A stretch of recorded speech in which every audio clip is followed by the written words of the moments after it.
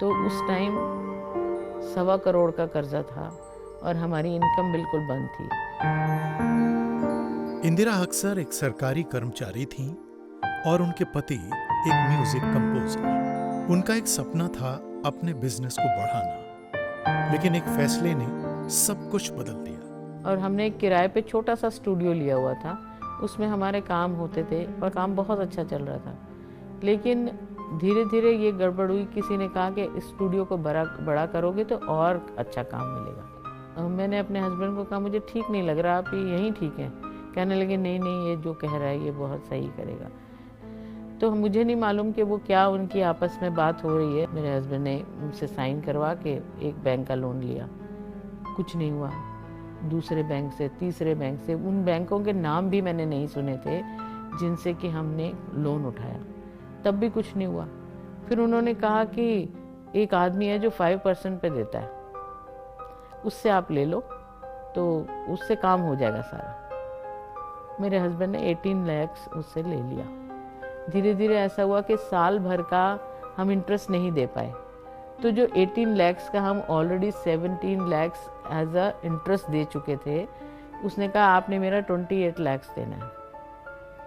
तो हमारे पास पैसा नहीं, हमने सोचा जो हमारे पास घर है उसको हम बेचेंगे, लेकिन उसकी रजिस्ट्री नहीं थी, वो हम बेच नहीं सकते थे।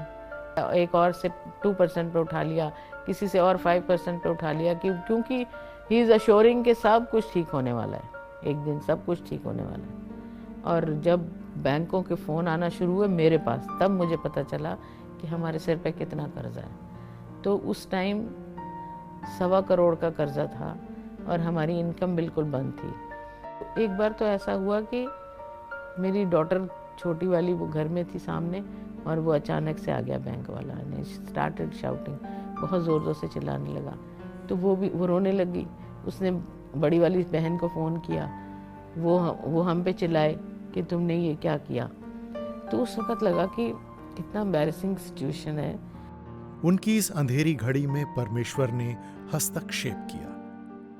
एक कलीसिया ने उनका स्वागत किया। एक पास्टर ने उन्हें प्रोत्साहित किया कि वो प्रार्थना करें और भय में भी परमेश्वर की स्तुति करें। वहाँ हमें इतना अच्छा लगा कि इतने प्यार से वो लोग मिले हमें, हर कोई इतने अच्छे से हमारे लिए प्रार्थना कर रहा है कि तुम घबराओ नहीं, परमेश्वर सब ठीक करेंगे। तो हमें लगा कि ये लोग तो बहुत अच्छे हैं।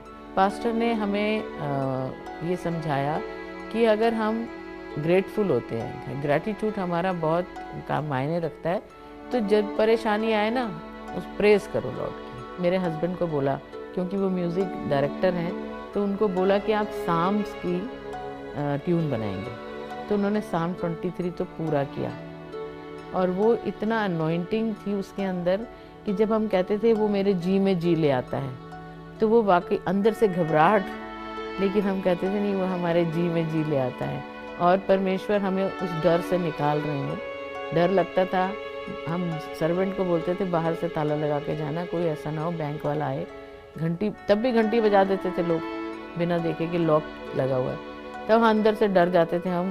पर अब ऐसा हो गया है कि दरवाज़ा खुला भी रह जाता है तो हमें कोई दिक्कत नहीं होती।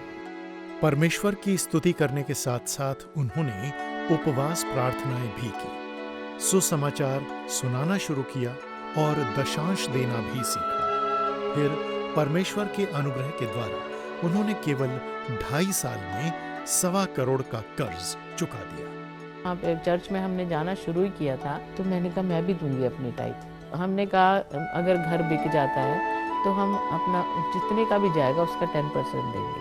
और जब हमने ये मान लिया कि हम ऐसा करेंगे तो मकान बिका। 40 लाख में गया तो 4 लाख हमने डाले। परमेश्वर विश्वास योग्य थे, उन्होंने हमारा विश्वास देखा और सेटलमेंट शुरू हुई बैंकों से, और उधर हस्बैंड का काम शुरू हुआ। उसके बाद पे कमीशन आ गया। जब पे कमीशन आया तो जो हमारी सैलरी थी वो तो बहुत बढ़ गई, जो हमारे को एक ज़ीरो और लग गया उसके साथ।